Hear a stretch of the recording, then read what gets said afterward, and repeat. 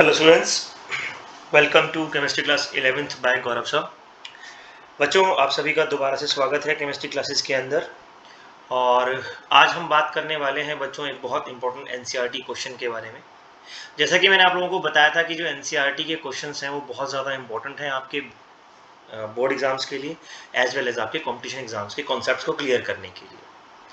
हम भले ही कितने अच्छे रिफ्रेशर से कितने अच्छे असाइनमेंट्स ज़रूर करें, लेकिन एनसीईआरटी के क्वेश्चंस को आप बिल्कुल मत छोड़िए। ये मेरी आपको एक पर्सनल एडवाइस है। तो जैसा कि मैंने आपको पहले भी बताया कि एनसीईआरटी के क्वेश्चंस आपको ज़रूर करने हैं, चाहे वो इन टेक्स्ट क्वेश्चंस हों, चाहे वो एक्सरसाइज क्वेश्चंस हों, और कोशिश करें कि एग्जाम्पल क्वेश्चंस भी आप करें। तो उसी तरीके से इस बात को आगे बढ़ाते हुए आज हम केमिस्ट्री के 11th क्लास में chapter some basic concepts in chemistry के क्वेश्चन नंबर 34 के बारे में बात करने वाले हैं। इससे पहले के क्वेश्चंस हम अपने पुराने लेक्चर्स में आपको समझा चुके हैं, तो अगर आपको पुराने क्वेश्चंस चेक करने हो तो आप उन लेक्चर्स को देख सकते हैं। क्वेश्चन नंबर 34 जो कि एक्सरसाइज का क्वेश्चन है first chapter that is some basic concepts in chemistry का, ये अपने आप में काफी महत्वपूर्ण, काफी इंपॉर्टेंट क्वेश्चन है। इसकी इंपॉर्टेंस इस बात से पता लगाई जा सकती है कि इस क्वेश्चन के अंदर आपके जो कॉन्सेप्ट्स क्लियर होने वाले हैं वो कॉन्सेप्ट्स क्लियर होने वाले हैं मोल कॉन्सेप्ट। आपका कॉन्सेप्ट क्लियर होता है इस क्वेश्चन से empirical formula and empirical mass, molecular formula and molecular mass and relation between them. और इसी क्वेश्चन से आपका कॉन्सेप्ट क्लियर होता है how two or more gases react to produce other two or more gases, यानी कि the law of volume of gases. इसको भी आप कुछ हद तक समझ पाएंगे इस क्वेश्चन के अंदर। तो जैसे कि आप देख सकते हैं कि काफी सारे कॉन्सेप्ट्स इस क्वेश्चन से क्लियर होते हैं। तो आइए हम बात करते हैं इस क्वेश्चन के बारे में। सबसे पहले मैं आपको क्वेश्चन बता दूं क्या है। क्वेश्चन है अ वेल्डिंग फ्यूल, वेल्डिंग आप समझते होंगे कि जिससे किसी भी मेटल को आपस में बाइंड अप किया जाता है। A welding fuel gas contain carbon and hydrogen only, यानी कि आपके पास एक गैस है जो सिर्फ कार्बन और हाइड्रोजन से मिलकर बनी है। Burning a small sample of it in oxygen, इसकी ऑक्सीजन के साथ अगर हम रिएक्शन कराते हैं, some small sample of it in oxygen, it gives 3.38 gram of carbon dioxide. तो आपको यहाँ गिवन लिखना है। आपके पास गिवन क्या आता है, CO2 आता है 3.38 gram and 0.690 grams of water, और आपको इससे वाटर यानी कि H2O मिल रहा है 0.690 gram and no other products. If a volume of 10 litre, अगर इसी गैस का, जो ये अननोन गैस है हमारे पास, इसी गैस का 10 लीटर एट एसटीपी मेजर्ड होता है 11.6 ग्राम, then calculate number 1 empirical formula, number 2 molar mass and number 3 molecular formula. तो आपसे 3 क्वेश्चन पूछे गए हैं, एक एम्पेरिकल फॉर्मूला, दूसरा मोलिकुलर मास और तीसरा मोलिकुलर फॉर्मूला। मैं दोबारा आपको बता दूं, अ वेल्डिंग फ्यूल जो कंटेन करती है कार्बन और हाइड्रोजन एटम अपने अंदर, हमें नहीं पता है वो गैस कौन सी है, वो एक अननोन गैस है। हमें केवल इतनी इंफॉर्मेशन गिवन है कि उसमें कार्बन और हाइड्रोजन है। जब हम उसको ऑक्सीजन से रिएक्ट कराते हैं तो ऑक्सीजन से रिएक्ट कराने के बाद उसमें दो चीजें बनती हैं, एक CO2 और एक H2O। तो वो गैस क्या बना रही है हमारे पास, अगर हम इस गैस को देखें तो ये गैस केवल दो चीजें प्रोड्यूस कर रही है, that is CO2 and H2O। ऐसा इंफॉर्मेशन आपको क्वेश्चन में गिवन है। A volume of 10 liter of that gas at NTP contain 11.6 gram of that gas। इस सब इंफॉर्मेशन से आपको बताना है गैस का एम्पेरिकल फॉर्मूला, मोलर मास और मोलिकुलर फॉर्मूला। तो बच्चों, आइए इसके सॉल्यूशन के बारे में बात करते हैं, इसके आंसर के बारे में बात करते हैं कि इसका आंसर हम कैसे निकाल सकते हैं। तो सबसे पहले हमने लिख दिया यहाँ पर क्या कि कौन कौन सी चीजें हमें गिवन है। आंसर निकालने के लिए सबसे पहले तो आप ये समझिए कि जो वेल्डिंग गैस है ये काम कैसे कर रही है। आपके पास कार्बन और हाइड्रोजन से मिलकर बनी हुई एक गैस है जो ऑक्सीजन से रिएक्ट करने पर CO2 और H2O बनाती है। तो सबसे पहले हमें यह समझना है कि कार्बन और हाइड्रोजन से बनी हुई कोई भी गैस, चाहे वो फॉर एग्जांपल मीथेन हो, इथेन हो, प्रोपेन हो, इथीन हो, प्रोपीन हो, इथाइन हो, प्रोपाइन हो, XYZ, कोई सी भी हाइड्रोकार्बन यानी कि एल्केन, एल्कीन या एल्काइन में से कोई सी भी गैस जब कभी ऑक्सीजन से रिएक्ट करती है तो वो CO2 और H2O बनाती है। तो वो किस रेशो में बनाती है, कौन सा गैसियस वॉल्यूम का रेशो रहता है, ये आपको समझना इसके अंदर सबसे जरूरी है। तो आइए बच्चों इसके बारे में बात करते हैं कि कैसे ये रेशो आता है। इसके लिए मैं आपको आज एक जनरल रिएक्शन बताने वाला हूं, और अगर आप उस जनरल रिएक्शन को समझ गए तो आपको कभी भी किसी भी हाइड्रोकार्बन का ऑक्सीजन के साथ रिएक्शन कराने पर बैलेंसिंग करने में कोई प्रॉब्लम आपको नहीं आएगी। और वो जनरल रिएक्शन कौन सी है? वो जनरल रिएक्शन है बच्चों यहाँ आपकी स्क्रीन पर आपके सामने, that is CXHY gives x plus y by 4 plus x plus y by 4 O2 and they react to give x CO2 plus y by 2 H2O। मैं दोबारा बताता हूं, वहां पर आपको ये बता रहे हैं कि आपके पास कोई गैस है जिसमें कार्बन के अननोन नंबर है x और हाइड्रोजन के अननोन एटम्स हैं y। x और y ये दोनों इनके कह सकते हैं स्टिचियोमेट्री है जो कार्बन और हाइड्रोजन की है इस मॉलिक्यूल के अंदर। हमें नहीं पता x कितना है, हमें नहीं पता y कितना है, तो हम एक जनरल इक्वेशन लिखते हैं कि अगर ऐसी किसी गैस की रिएक्शन कराई जाए x plus y bye 4 O2 से, तो हमें मिलता है क्या? x CO2 plus y by 2 H2O। So this is a general reaction which you can learn whenever you want, and you can balance any hydrocarbon reaction when it react with oxygen to produce CO2 and H2O. Mind it, this equation, this general equation will follow only in the case of hydrocarbon when they react with oxygen to produce CO2 and H2O। ठीक है बच्चों, तो अब ये हमारे पास एक reaction आती है। इस रिएक्शन के बेसिस पर और गिवन डेटा के बेसिस पर हम क्या क्या समझ सकते हैं इसके बारे में हम बात करते हैं। ये जो रिएक्शन हमें यहां पर गिवन है बच्चों, इस रिएक्शन के बेसिस पर हमारा गिवन डाटा क्या आता है वो समझते हैं। अब उन्होंने आपको गिवन डेटा में ये बताया कि आपके पास जो ये CXHY plus X by Y O2 है। अच्छा, मैं एक काम करता हूँ, मैं आपको एक एग्जाम्पल भी सिखा देता हूँ। फॉर एग्जाम्पल मान लीजिए मैं कहता हूँ कि मेरे पास जो X है, ये जो गैस है ये एक लेट्स से मिथेन गैस है, दैट इज CH4। तो यहाँ पर X कितना हो गया? 1, और y कितना हो गया बच्चों? y हो गया यहाँ पर 4। तो मैं इसको बैलेंस करने की कोशिश करता हूँ 1 प्लस 4 बाय 4, क्योंकि y 4 है, O2, and that will gives 1 CO2 plus 4 by 2 H2O। Solve करेंगे इसको तो CH4 प्लस 2O2, क्योंकि 1 बाय 4 बाय 4 1 हो गया, 1 प्लस 1 2 हो गया, gives CO2 plus 2H2O। अगर आप देखेंगे बैलेंस करेंगे तो ये रिएक्शन आपकी ऑलरेडी बैलेंस है। तो आप किसी भी हाइड्रोकार्बन की रिएक्शन के अंदर अगर इस रिएक्शन को आप यूज करते हैं तो ये हाइड्रोकार्बन की रिएक्शन आपको यहाँ पर बैलेंस करने में बहुत आसानी हो जाती है। ठीक है, चलिए तो इस रिएक्शन का यूज करते हुए सबसे पहले हम कोशिश करते हैं कि हम पता लगाएं कि कितने कार्बन के एटम और कितने हाइड्रोजन के एटम का रेशियो यानी कि x और y की वैल्यू यहाँ हो सकती है। ठीक है, अब जैसा कि उन्होंने बताया कि आपको गिवन क्या है, आपको यहाँ पर गिवन है CO2 3.38 ग्राम, यानी कि जो CO2 बन रही है वो बन रही है 3.38 ग्राम, और जो H2O बन रहा है वो बन रहा है 0.690 ग्राम। तो सबसे पहला काम हम क्या करेंगे, हम इसके नंबर ऑफ मोल्स निकाल लेंगे। अगर हम CO2 के नंबर ऑफ मोल्स निकालें तो CO2 के नंबर ऑफ मोल्स कैसे निकलेंगे? Number of moles of CO2, मास होता है उसका 3.38 दे रखा है, और मोलर मास आता है CO2 का कितना, आप सभी को मालूम है 44, नहीं तो आप निकाल सकते हैं 12 कार्बन का यानी कि 12 कार्बन का हो गया, ऑक्सीजन का 16 होता है, 2 ऑक्सीजन है तो 16 इंटू 2 32, 32 प्लस 12 44। इसको सॉल्व करेंगे बच्चों, तो इसको सॉल्व करके हमारे पास जो आंसर आएगा वो आएगा 0.076 मोल्स। तो आपके पास कार्बन के कितने मोल्स, कार्बन डाइऑक्साइड के कितने मोल्स बन रहे हैं? 0.076। इसी तरीके से बच्चों अगर हम निकालें यहाँ पर नंबर ऑफ मोल्स ऑफ, अच्छा ये वैल्यू किसकी हो जाएगी 0.076? ये वैल्यू हो जाएगी 0.076 x की वैल्यू, क्योंकि इतने ही मोल्स तो यहाँ बन रहे हैं, x की वैल्यू आ गई 0.076। अब बात करते हैं बच्चों किसके बारे में, number of moles of H2O के बारे में। तो number of moles of H2O कैसे निकालेंगे? And H2O will be given by mass that is 0.690 upon molar mass that will be equals to 18, और इसको अगर आप सोल्व करोगे तो आपके पास आंसर आएगा 0.038।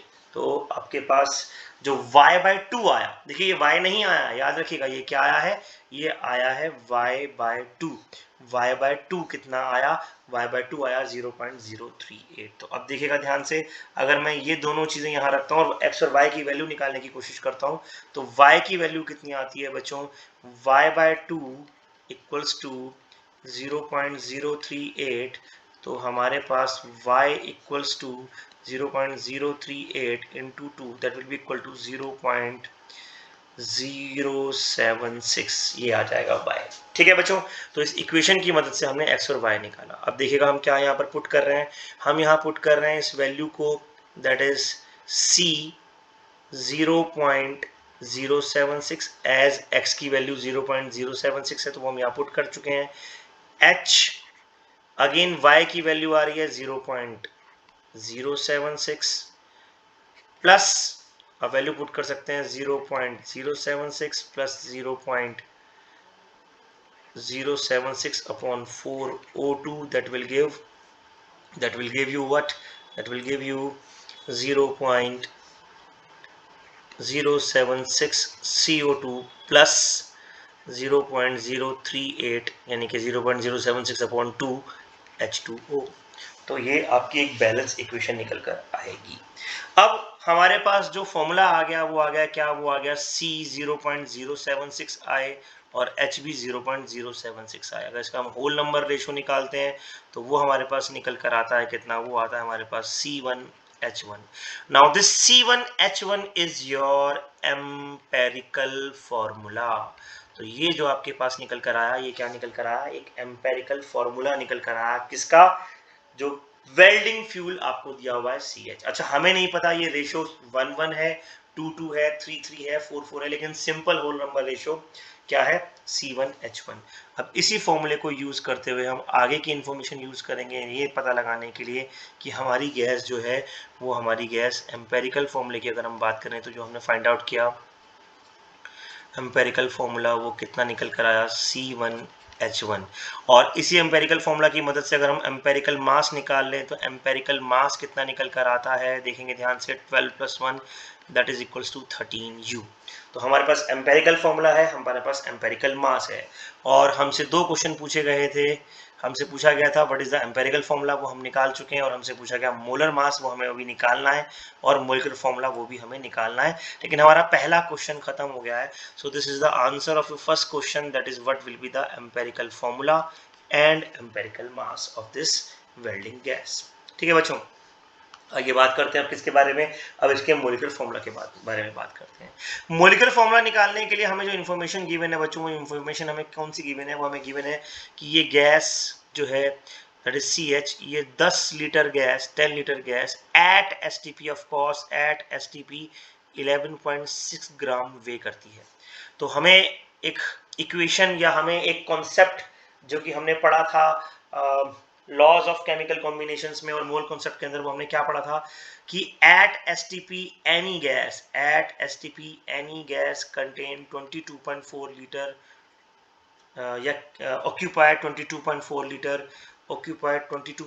liter by 1 mole of any gas at STP 1 mole of any gas। अगर हम लिख दें at STP 1 mole of any gas, 1 mole of any gas occupy 22.4 litre, occupied 22.4 litre.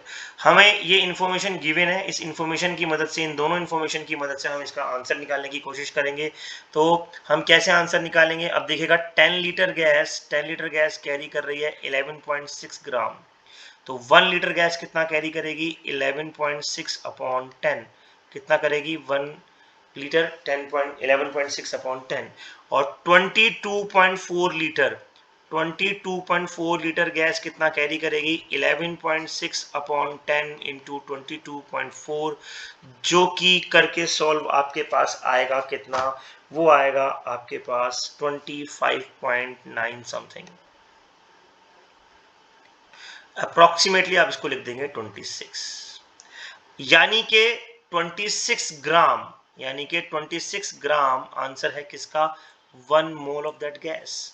26 gram of gas is equal to 1 mole, 1 mole का।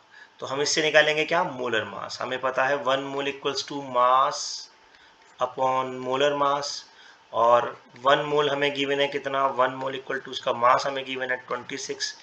तो molar mass भी कितना हो जाता है बच्चों इस गैस का, मोलर मास भी हो जाता है 26U।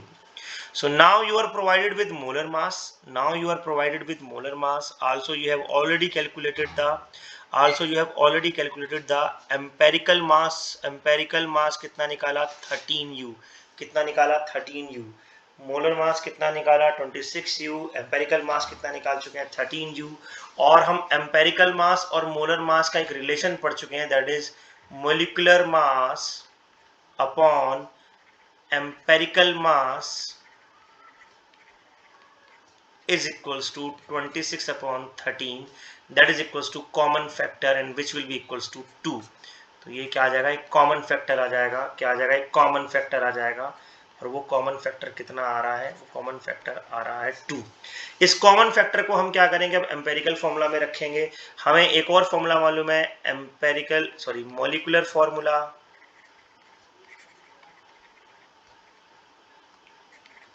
upon empirical formula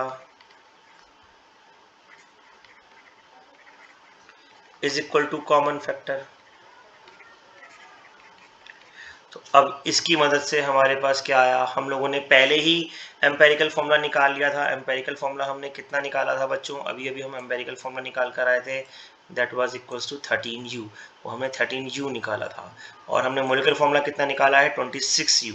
तो इस फॉर्मूले के अंदर हम पुट करेंगे यहाँ पर. तो एम्पेरिकल फॉर्मूला CH है हमारे पास. तो molecular formula upon C1H1 equals to 2. तो मोलिकुलर फॉर्मूला निकल कर कितना आया, मोलिकुलर फॉर्मूला निकल कर आया बच्चों C2H2. So our gas is basically the ethene gas. This is your answer number 3. तो ये आपका क्या हो गया, molecular formula is answer number 3. Molecular mass जो आपने निकाला था वो था आपका answer number 2. That was your answer number 2. तो तीनों आंसर्स आपके इस तरीके से इस क्वेश्चन में यहाँ आ जाते हैं.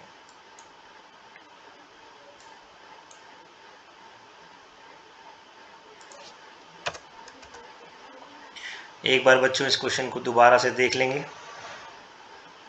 और समझ लेंगे कैसे इस क्वेश्चन को हमने इसका आंसर निकाला. हमने इस क्वेश्चन का आंसर निकालने के लिए क्या करा, हमने इस क्वेश्चन का आंसर निकालने के लिए यूज करा एक इक्वेशन को, that is CXHY plus x plus y by 4O2 gives XCO2 plus y by 2H2O. हमारे पास मास था CO2 का 3.38, हमारे पास मास था H2O का 0.69 ग्राम. हमने इससे दोनों के नंबर ऑफ मोल्स निकाले, हमने x और y की वैल्यू निकाली जो हमने पुट करी, जिससे हमारे पास एम्पेरिकल फॉर्मूला आ गया C1H1. इस एम्पेरिकल फॉर्मूले की मदद से हमने क्या करा, अगली गिवन जो हमारी इंफॉर्मेशन थी उससे हमने मोलर मास निकाला. हमें पता है एक मोल का कोई भी गैस 22.4 लीटर ऑक्यूपाई करता है STP. तो 10 लीटर अगर 11.6 ऑक्यूपाई कर रही है तो 22.4 लीटर कितना मास होगा, वो 26 ग्राम हमने निकाला. तो मोलर मास आ गया हमारे पास 26 ग्राम. एम्पेरिकल मास हमारे पास था 13U, जिसकी मदद से हमने एम्पेरिकल फॉर्मूला निकाला, that is C2H2. I hope आपको ये क्वेश्चन समझ में आया होगा. इस क्वेश्चन को एक बार दोबारा से गो थ्रू होंगे, अपने आप करने की कोशिश करेंगे, तो मैं आपको पक्की गारंटी देता हूँ कि आपको ये क्वेश्चन समझ में आएगा.